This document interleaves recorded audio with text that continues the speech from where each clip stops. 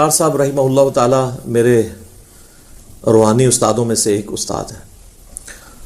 ویسے تو بے شمار استاد ہیں لیکن 5 ٹاپ آف دا لسٹ جنہیں میں اپنا استاد مانتا ہوں، اور 5 کے 5 سے میری ملاقات بھی ثابت ہے، سند بھی اس کی پوری ہے. تدریس نہیں کرتا بلکہ حدثنا اور اخبرنا کے ساتھ.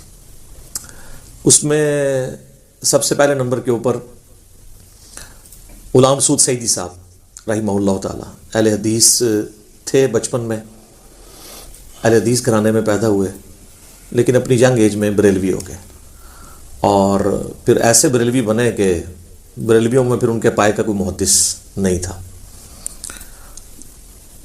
مفتی منیب الرحمان صاحب جو رویت ہلال کمیٹی کے چیئرمین ہیں، ان کے مدرسے میں وہ وفات تک شیخ الحدیث رہے. ان سے میری 2 دفعہ ملاقات ہوئی بڑی ڈیٹیل. انہوں نے شرح صحیح مسلم لکھ کے امت پہ احسان کیا ہے. دوسری پرسنالٹی پیر نصیر الدین نصیر صاحب کی رحمہ اللہ تعالی، ان سے بھی 2007 کے اینڈ پہ آلموسٹ ملاقات ہوئی تھی. ان کی کتابوں سے بھی کافی زیادہ عقائد کی اصلاح ہوئی. اور تیسرے استاد شیخ زبیر علی زئی رحمہ اللہ تعالی، ان سے تو بہت کچھ حاصل کیا. ان سے تو کئی ایک ملاقات، بلکہ ان کی کئی ویڈیوز بھی میں نے ہی ریکارڈ کی ویب کیم کے ذریعے، کوسچن آنسر سیشنز کی. چوتھے استاد مولانا اسحاق صاحب رحمہ اللہ تعالی فیصل آباد والے، جن سے میرا ڈیٹیل انٹرویو بھی ریکارڈڈ ہے یوٹیوب کے اوپر. ان سے ملاقات تو ایک ہی ہوئی لیکن ان کے لیکچرز سے کافی زیادہ اکتساب کیا. اور 5ویں استاد ڈاکٹر اسرار صاحب رحمہ اللہ تعالی. 14 اپریل 2010 کو ان کی ڈیتھ ہوئی. جنازے پہ بھی میں الحمدللہ حاضر تھا. حد نگاہ تک جنازہ ہوا، اور اس وقت انہوں نے رینڈملی اس کی ویڈیو بنا لی، اور اس ویڈیو کو اپلوڈ کرنا کوئی خاص مقصد نہیں تھا. اس وقت ایک یادگار کے طور پہ انہوں نے رکھ لی. وہ تو جب ان کو بعد میں پتہ چلا کہ ڈاکٹر اسرار صاحب کی میت کی زیارت نہیں کروائی گئی تھی عوام الناس کو. وجہ یہ ہے کہ عصر کے بعد آلموسٹ مغرب کے ٹائم بھی ہونے والا ہی تھا، جتنا رش تھا. تو مغرب سے تھوڑی دیر پہلے ہی وہ جنازہ ہوا. جنازے کے بعد اگر میت کا چہرہ دکھایا جاتا تو عشاء کے بعد تک بھی لوگ فارغ نہ ہوتے، اتنے لوگ تھے.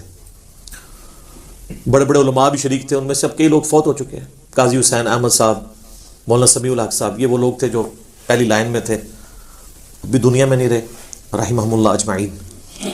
تو انہوں نے زیارت نہیں کروائی، ایمبولینس میں رکھ کے لے گئے دفنانے کے لیے.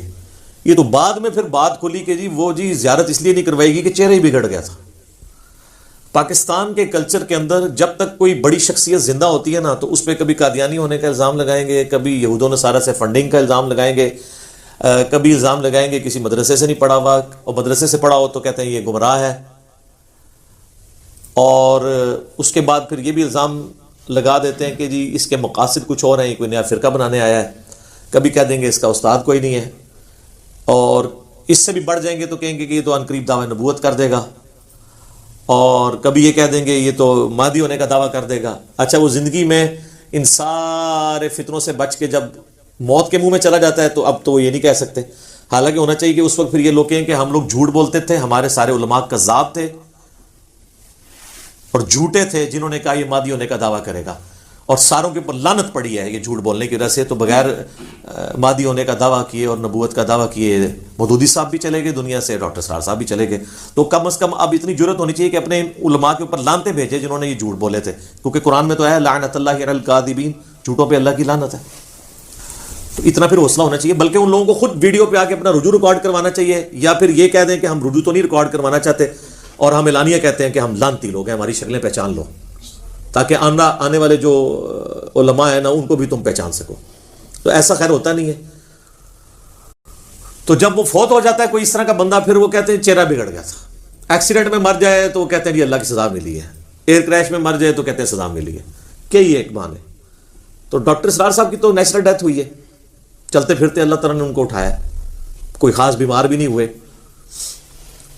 تو یہ جب بعد میں بات مشہور ہوئی تو پھر ان کے بیٹوں نے کہا کہ وہ تو ویڈیو ہم نے بنائی ہوئی تھی، چڑھانی نہیں تھی کیونکہ شخصیت پرستی نہیں کرنی چاہیے، لیکن اب یہ مجبوری بن گئی ہے ایون شیخ زبیر صاحب کی تو تصویریں کھینچی کی میت کے اوپر، کیونکہ اہل حدیث کو تو پتہ تھا کہ یہ ہمارے اوپر سب سے پہلا اٹیک یہ ہونا ہے، تو انہوں نے تو اسی وقت ان کی تصویریں کھینچ کے نیٹ پہ چڑھا دی دفنانے سے بھی پہلے، کہ تاکہ کوئی یہ بہانہ نہ کرے۔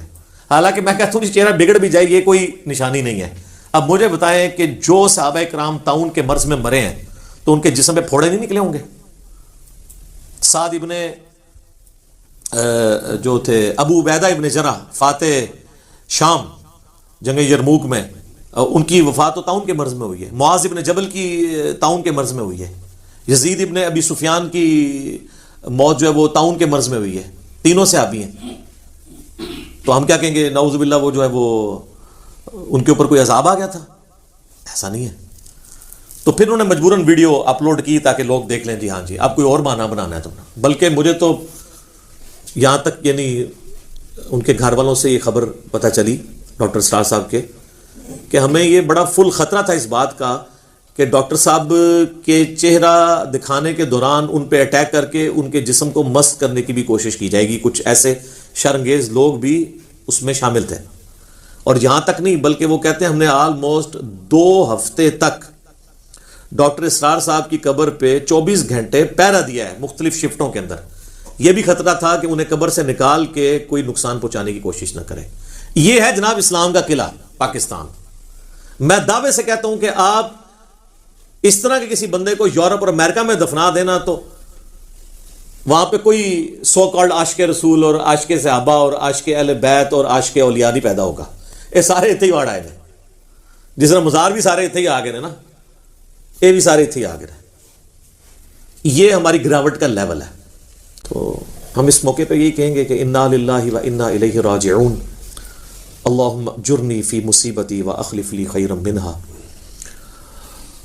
اور اللہ سے دعا کریں گے کہ اللہ تعالیٰ ان کے گناہوں سے درگزر فرمائے، اور جو انہوں نے اسلام کے لیے خدمات پیش کی اخلاص کے ساتھ ان نیک کاموں کا انہیں اجر عطا فرمائے، اور صدقہ جاریت ان کا انشاءاللہ ہمیشہ کے لیے ویڈیوز کی فارم میں ہے۔ پرانے بزرگ مرتے تھے تو ماری جاتے تھے، اب تو نہ کوئی بزرگ مرتا ہے اور نہ کوئی نا بزرگ مرتا ہے، کیونکہ ویڈیوز میں تو زندہ ہی رہتا ہے اپنی تعلیمات کے اندر۔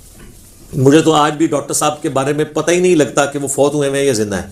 ویڈیو میں دیکھ رہے ہوتے ہیں ان کا آئی کانٹیکٹ، ان کا بولنے کا انداز، ان کی آواز کا اتار چڑھاؤ، ان کے ہاتھوں کے اشارے، وہ تو لگتا ہے سامنے بیٹھ کے آپ دیکھ رہے ہیں۔ تو یہ اس میڈیا کی برکت ہے، اللہ کا شکر ہے۔